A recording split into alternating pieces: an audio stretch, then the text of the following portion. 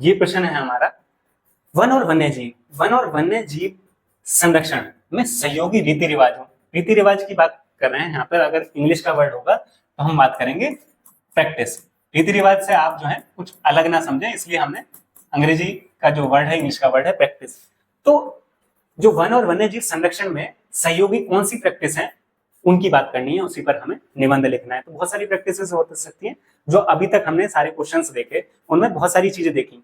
समुदाय की किस तरीके से भागीदारी होती है, समुदाय किस तरीके से योगदान देता है, समुदाय ने किस तरीके से जो है वहां की वनस्पतियों को बचाने के लिए, उसे जो है एक सेंचुरी में बदलाव करने के लिए, राजस्थान का जैसे अलवर जिले का हमने बात की, वहां पर जो है उस क्षेत्र को सेंचुरी में बदला गया। क्यों? क्योंकि समुदाय ने दबाव डाला कि उसकी जो है उस क्षेत्र में जो है कटाव ना हो, पेड़ों का कटाव ना हो, वनस्पतियों को नष्ट ना किया जाए। ऐसे ही जो है आपने तेलंगाना में अभी रिसेंट में जो है तेलंगाना का जो है एक वन क्षेत्र था जिसमें जो है सुप्रीम कोर्ट ने जो है रोक लगाई, क्योंकि वहां पर जो है वो एक कंपनी को दिया गया और उसमें जो है वनों का जो है कटाई हो रही थी। ये जो है, और उसमें योगदान किसका रहता है? उसमें योगदान समुदाय का है। देखिए, इसके लिए जो है अगर वो एक प्राइवेट कंपनी है, प्राइवेट कंपनी मुनाफा कमाने के लिए कुछ भी कर सकती है। मुनाफा उनके लिए सिर्फ मुनाफा जो है एक बड़ी चीज रही, पर वहां पर जो समुदाय रह रहा है उसे पता है कि उस वनस्पति, उन पेड़ पौधों, उन जीव जंतुओं का उनके जो है जीवन में कितना बड़ा योगदान है। अब हम आदिवासियों की तरफ चलते हैं। यहाँ से अभी भी जो है लगभग 400 समुदाय हैं जो हमारे आदिवासी भारत में जो है रहते हैं, तो अलग अलग वनों में रहते हैं। इसके लिए एक नियम भी बनाया गया जो हमारे कानून में, कि हम जो है उनको वहीं पर ही रहने दें और उन्हें जो है वहां की जो चीजें हैं उनका जो है प्रयोग करने दें। क्यों हमने ऐसी जो है कानून बनाया?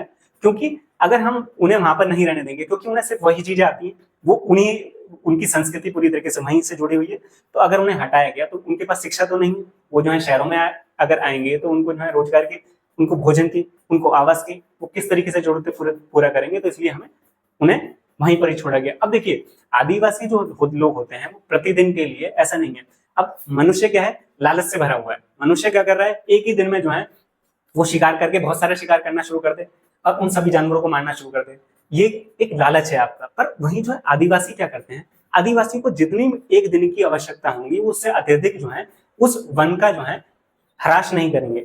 उसको साथ साथ जो है उस वन में, जैसे अब वो खेती करते हैं, खेती किस तरीके से करते हैं? क्योंकि उनके पास वो फर्टिलाइजर्स या मैन्योर्स नहीं है जो एक आम किसान के पास होते हैं, तो वो क्या करते हैं? वो स्थानांतरित कृषि करते हैं। एक जगह कृषि की उसे छोड़ देते हैं, ताकि उन्हें पता है कि उसमें जो उपजाऊपन है, उसकी उर्वरकता है, उसकी फर्टिलिटी है, वो कुछ समय बाद फिर दोबारा से रिन्यू हो जाएगी, इसलिए उस क्षेत्र को छोड़कर वहां से चले जाते हैं। उनके अंदर वो लालच नहीं है, इसलिए ही जो है सरकार ने जो है उनके लिए एक नियम बनाया ताकि वो वहां पर रह सकें। अब हम चलते हैं क्या क्या रीति रिवाज, क्या क्या प्रैक्टिस हो सकती है जो एक वन और वन्यजीवी संरक्षण में सहयोगी हो सकती है। जैव विविधता पारिस्थितिकी संतुलन बनाए रखने के लिए वन और वन्यजीव आवश्यक हैं।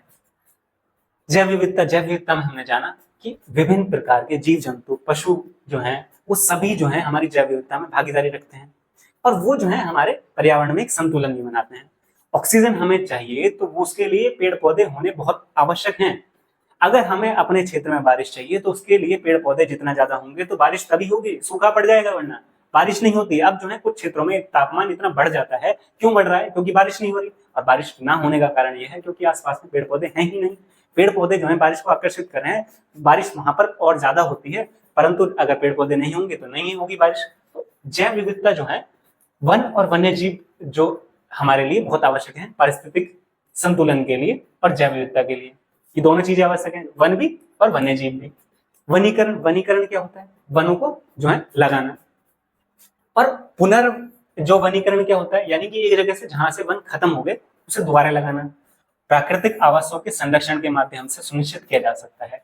प्राकृतिक आवास जो है उनका संरक्षण किया जाए, यानी कि जहां पर जो है प्राकृतिक आवास पहले से ही है, यानी कि पेड़ पौधे पहले से ही है, उनको संरक्षण प्रोवाइड किया जाए। जैसे अब नेशनल पार्क, बायोडाइवर्सिटी पार्क इस तरीके से बनाए गए। क्यों बनाए गए? ताकि उन्हें जो है वहां पर जो जीव जंतु हैं, जो पेड़ पौधे हैं, उनको संरक्षित किया जा सकता है, ताकि वो लुप्त ना हो जाए, ऐसा ना हो जाए कि पूरी तरीके से खत्म हो जाए। अभी हम बात करते हैं कि लगभग जो है जो पृथ्वी है, पृथ्वी पर जो है लगभग 30% जो है वो वन है, यानी कि फॉरेस्ट है। अब इसमें जो है एक देश को, अगर एक देश है उसको लगभग अपने देश का 1/3 क्षेत्र पर जो है वो वन होना आवश्यक है। क्यों? क्योंकि ताकि वो जो पारिस्थितिक संतुलन है, वो जो हमारा जो प्रकृति के साथ संतुलन है वो बना रहे, इसलिए आवश्यक है कि हमें जो है ये मेंटेन रखना चाहिए। और इसे जो है, अब पता चला कि हमने उन वनों को भी खत्म कर दिया जो हमारे देश में थे, तो उससे क्या होगा, अभी हम बात कर रहे थे वनों से संबंधित हमारी कितनी सारी आवश्यकताएं पूरी करते हैं, हमारी औषधियां जो है उससे मिल रही हैं, हमें ऑक्सीजन मिल रही है, इतनी सारी आवश्यकताओं को पूरा करने के लिए हमें वन की आवश्यकता है, तो हमें उन्हें बचाए रखने के लिए प्रयास करना चाहिए। वही यहाँ पर दिया हुआ था, उनका संरक्षण करना चाहिए। आगे चलते हैं। कड़े कानून बनाए जा सकते हैं अवैध कटाई के लिए, शिकार के लिए, अवैध शिकार पे रोका जा सकता है, रोक लगाई जा सकती है। अभ्यारण्यों, राष्ट्रीय उद्यानों और जैव मंडल आरक्षित क्षेत्रों की स्थापना की जा सकती है, जो सरकार कर रही है, जो बढ़ाते जाती है सरकार, ताकि जो है उनका संरक्षण हो सके। प्रबंधन से लुप्त जो प्रजाति हैं उनके संरक्षण में मदद मिलती है, यानी कि जो प्रजाति हैं, जो जीव जंतु हैं, वो कुछ समय में भविष्य में खत्म हो जाएंगे, तो उन्हें बचाने के लिए जो है क्या कर रहे हैं, मैनेजमेंट बनाया जा रहा है।